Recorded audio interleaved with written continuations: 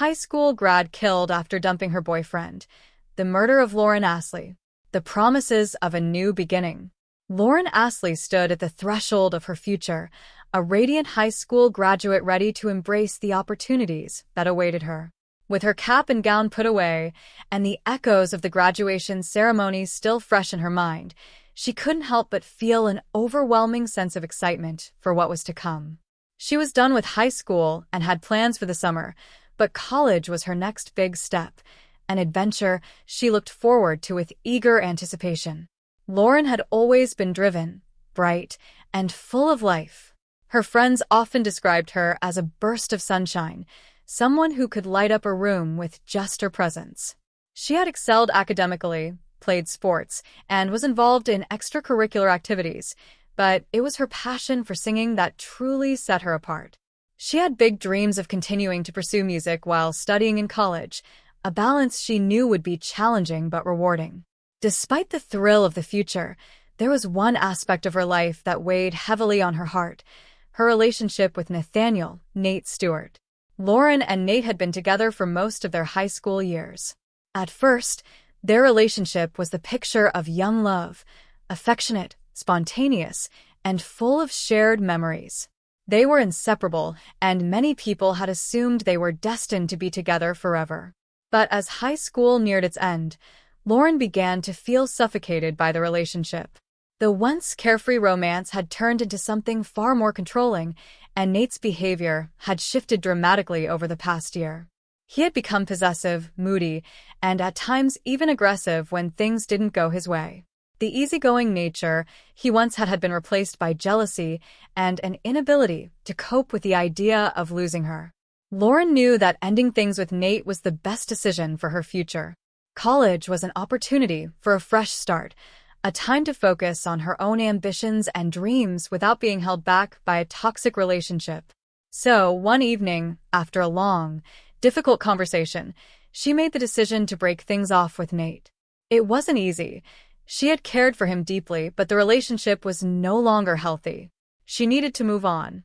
Nate, however, didn't take the breakup well. He pleaded with Lauren to reconsider, swearing that he would change and do whatever it took to make things right. He promised that things could go back to the way they were before, but Lauren had made up her mind. She wasn't looking for a rekindled romance. She was looking for freedom. As Lauren tried to move forward, Nate's behavior grew more alarming. He began calling her incessantly, showing up at her house unannounced, and sending her long, emotional messages. Lauren shared her concerns with her closest friends, telling them that she didn't know how to handle Nate's obsessive behavior. They advised her to distance herself from him entirely, to block his number and cut off all contact, but it wasn't that simple. Part of Lauren still felt responsible for Nate's feelings.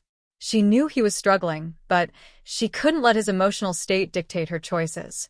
The conflict weighed heavily on her, but she resolved to stay firm.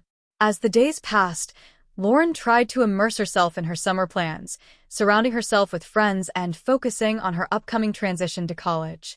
She was excited for the independence that awaited her, but little did she know, danger was lurking just around the corner.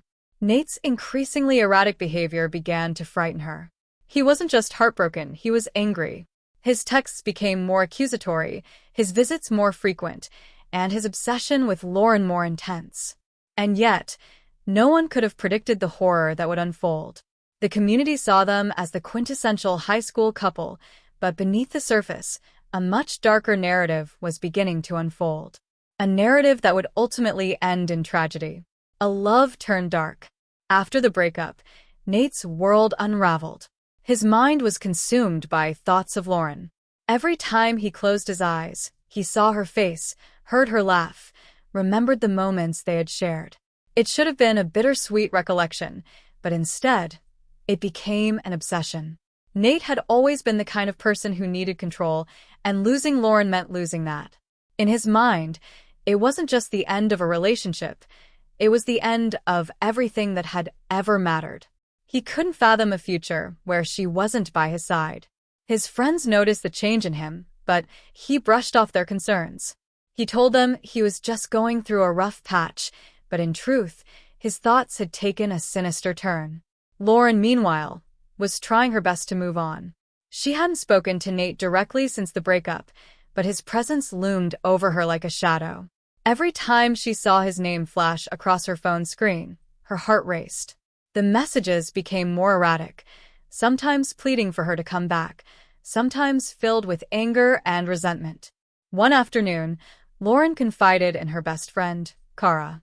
They sat together in Kara's bedroom, the summer heat making the room feel stifling despite the small fan blowing in the corner. Lauren's voice trembled as she shared her concerns. "I don't know what to do," she admitted. "He won't leave me alone, and I'm starting to get scared." Kara frowned, her brows furrowed in concern. "Have you told anyone? Maybe you should talk to your parents about it." Lauren shook her head. "I don't want to worry them. They think everything's fine." "But it's not fine," Kara pressed. "Lauren, this isn't normal. You broke up with him, and he needs to respect that." "I know," Lauren sighed. "But what if he doesn't stop?" That question hung in the air between them. Neither of them had an answer. The obsession intensifies. Lauren tried to follow Kara's advice. She blocked Nate on all social media platforms and changed her phone number to avoid his constant texts. For a while, it seemed to work. She didn't hear from him, and the silence gave her a sense of relief she hadn't felt in weeks. She started going out more, spending time with friends, and preparing for her upcoming college move. She was slowly beginning to reclaim her life. But Nate wasn't ready to let go. In his mind, he still believed he could fix things with Lauren. The thought of her moving on without him filled him with an unbearable rage. He couldn't stop imagining her with someone else, laughing, being happy, everything she used to do with him. The idea consumed him. One late summer evening, Nate drove by Lauren's house.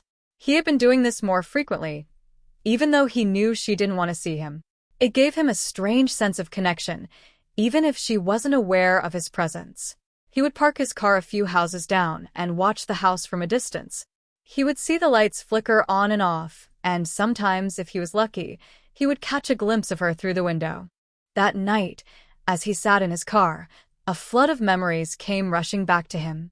The first time they kissed, their late-night conversations, the promises they had made to each other. How could she have thrown it all away so easily? In Nate's distorted mind, he wasn't stalking her. He was fighting for what was his. Inside the house, Lauren sat with her parents at the dinner table, unaware of Nate's presence just a few houses down. They laughed and talked about her upcoming college orientation, her dad teasing her about how he'd probably cry when they dropped her off at school. "I'm not a little kid anymore, Dad," Lauren smiled, though the thought of leaving home made her heart flutter with both excitement and nerves. Her mother noticed the hesitation in her voice.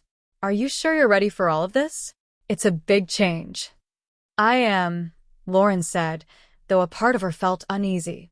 It wasn't the thought of leaving home that scared her, it was Nate. He still haunted her thoughts, even in the moments when she should have felt the safest. She hadn't told her parents about the intensity of his behavior, not wanting to worry them.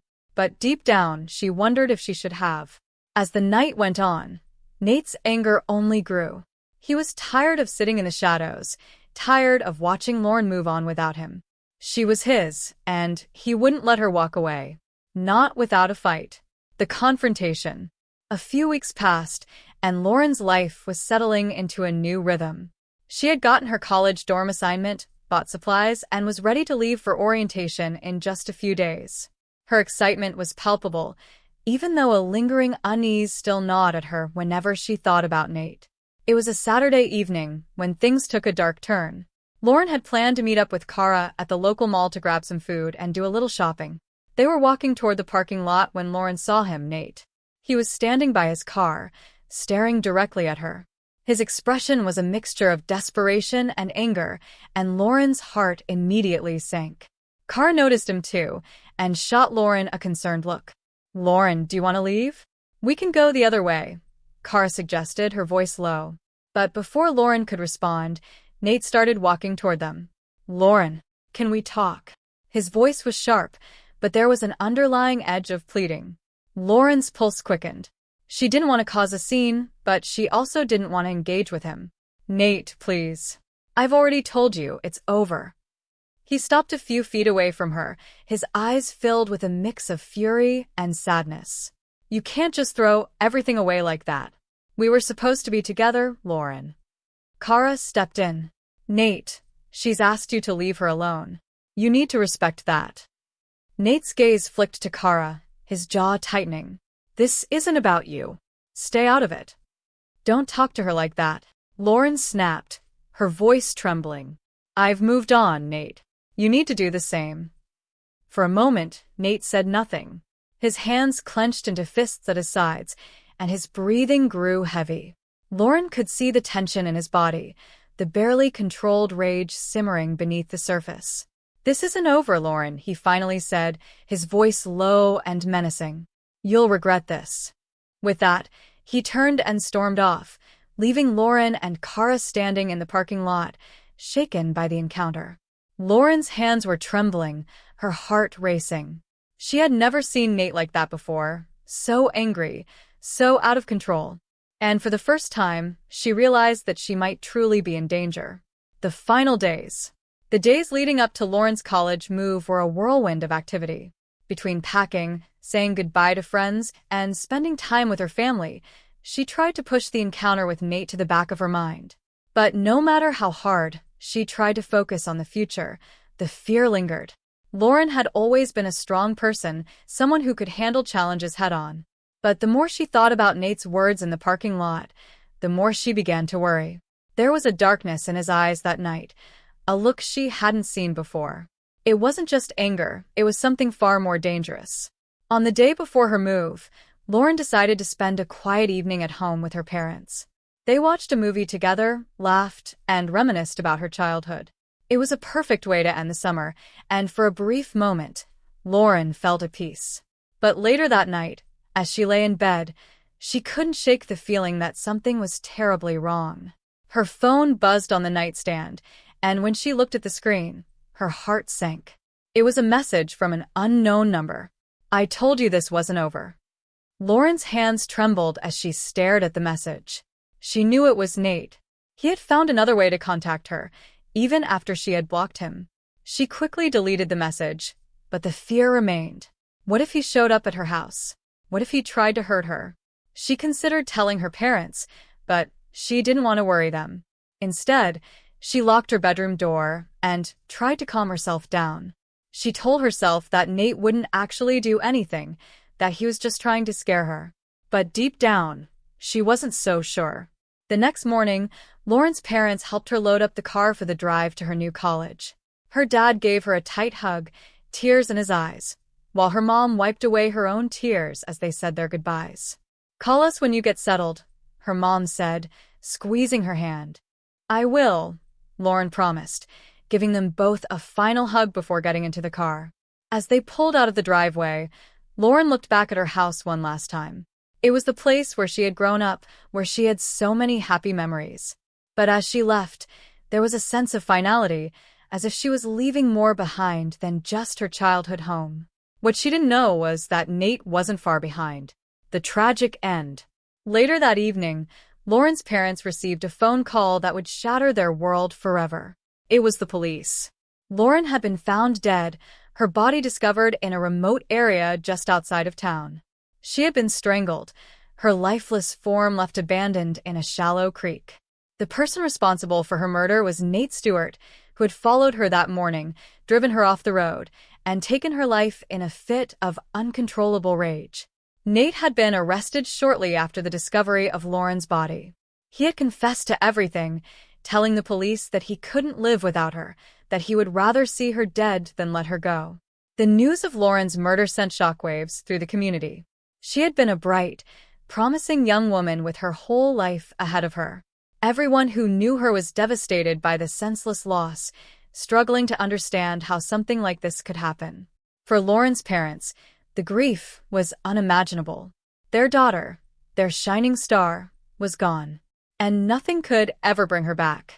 As the community mourned, the story of Lauren's life and death became a cautionary tale, a reminder of the dangers of obsessive love and the tragic consequences that can occur when obsession turns deadly.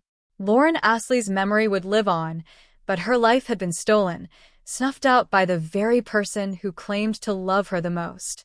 The aftermath. Lauren's murder sent ripples of grief, anger, and disbelief through her family, friends, and community. The small town, which had celebrated her graduation just weeks before, now gathered in mourning. The once vibrant girl full of promise and potential had been taken away in a horrifying act of violence, and no one could quite comprehend the tragedy. The bright future that Lauren had been so eager to embrace was extinguished by the very person who was supposed to care for her. Her parents, still in shock, struggled to make sense of the unthinkable. The police investigation had been swift, and Nate's confession had been clear. Yet for Lauren's parents, the truth was incomprehensible. How could this boy, who had been a part of their lives for so long, commit such a monstrous act? They had known him, trusted him. They had welcomed him into their home. To them, Nate had seemed like any other high school boyfriend, a young man going through the motions of teenage romance. Now, they had to grapple with the fact that he was also the man who had taken their daughter's life. Lauren's mother, Anna, found herself waking up every morning to an unbearable emptiness. She would open her eyes, momentarily forgetting the nightmare, only for the crushing reality to flood back. Her daughter, her only child, was gone. The house, once filled with the sound of Lauren's laughter, her music, her conversations about college, was now eerily silent. Anna couldn't shake the memories of Lauren's excitement just days before, packing for college, talking about the new adventures ahead. The emotional whiplash from anticipation to devastation left her feeling paralyzed. Every inch of their home was a painful reminder of what they had lost. Lauren's room remained untouched, her bag still packed as if she would return any moment to continue her journey. Meanwhile, Lauren's father, Tom, handled his grief differently. He threw himself into the legal proceedings, determined to see that Nate faced justice. He met with the district attorney regularly, pushing for the harshest possible punishment. Tom had always been a protector, and now he felt as though he had failed to protect the one person who mattered most. He replayed every moment in his mind, wondering if there had been signs they missed, something, anything, that could have stopped this from happening. For Lauren's friends, the loss was equally unbearable. Kara, who had been with Lauren through everything, was haunted by their last conversation. She replayed their encounter with Nate at the mall over and over in her mind, wishing she had done more. She blamed herself for not insisting that Lauren go to the police, for not doing more to protect her best friend. The guilt weighed heavily on her, and she found it impossible to move on. The school, too, was left grappling with the loss. Just weeks after celebrating the accomplishments of its graduating seniors, it now held memorial services, vigils, and counseling sessions. Lauren's teachers, classmates, and the administration struggled to make sense of the senseless. Her murder was a stark reminder of the vulnerability and fragility of life. Nate's trial quickly became a focal point for the town, as media outlets swarmed the courthouse and reporters from across the state followed the case. The town was divided between those who wanted swift justice for Lauren and those who, in their own grief, sought to understand how a promising young man like Nate could have committed such a horrific act. The trial begins.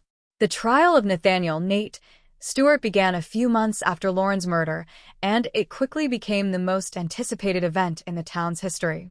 News vans lined the courthouse, and the local media buzzed with every detail of the proceedings. Nate's confession had been public knowledge from the start, but the courtroom brought every agonizing detail to light. For Lauren's family, attending the trial was both a necessity and a nightmare. They needed to see Nate held accountable, but the thought of reliving their daughter's final moments was unbearable. Nate's defense attorney presented the case that Nate was suffering from severe mental health issues, specifically depression and emotional instability.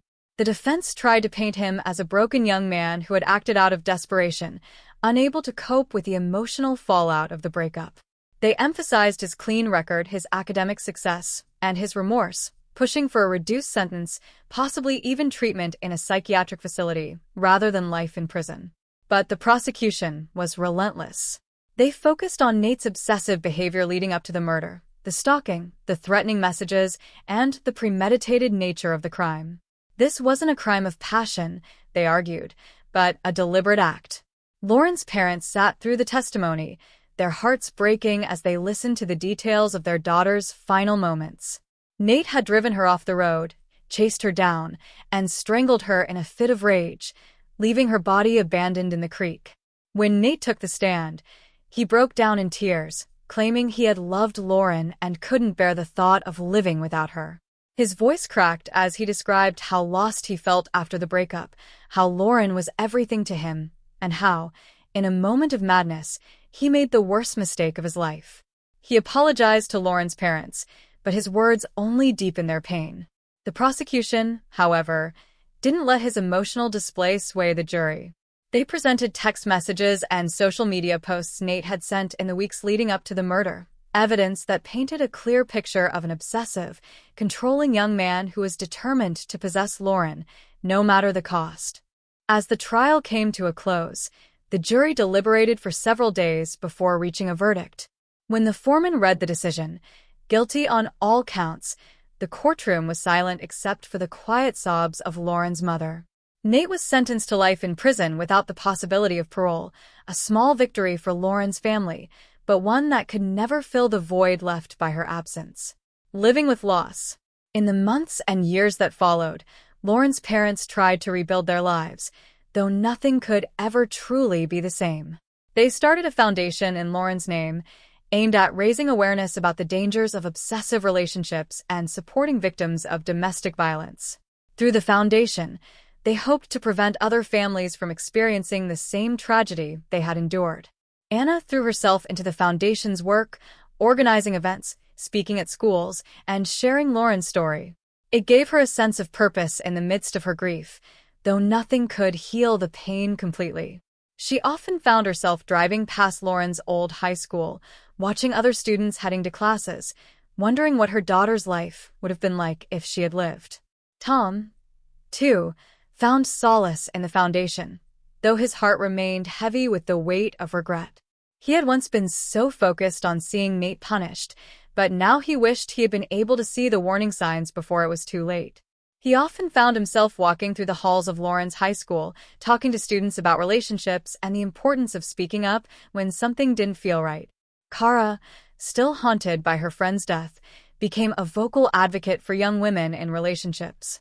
She spoke openly about the guilt she felt, but she also used her platform to encourage others to take action when they saw a friend in trouble. She knew she could never bring Lauren back, but she could make sure her story wasn't forgotten. The community, too, had been forever changed by Lauren's murder.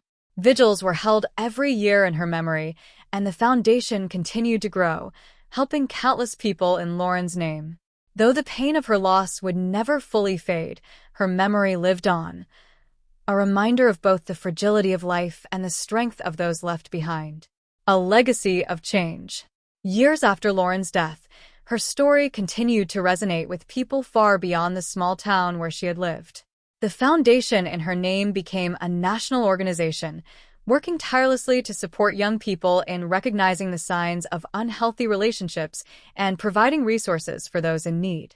Anna and Tom became known as advocates for change, traveling the country to share their story, hoping that Lauren's tragic end could prevent others from meeting the same fate.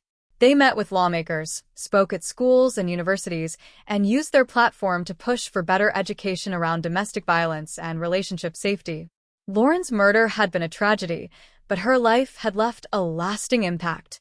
She had been a bright, talented young woman with so much to give, and in her memory, the foundation continued to fight for a world where no one else would have to endure the same loss.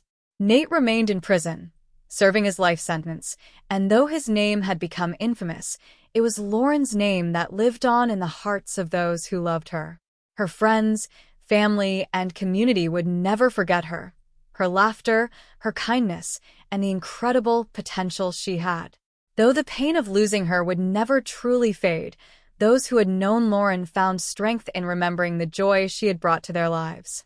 In her memory, they continued to work toward a future where love was not a cause for fear, but a reason for hope. And in that, Lauren's legacy lived on, a beacon of light in the midst of darkness.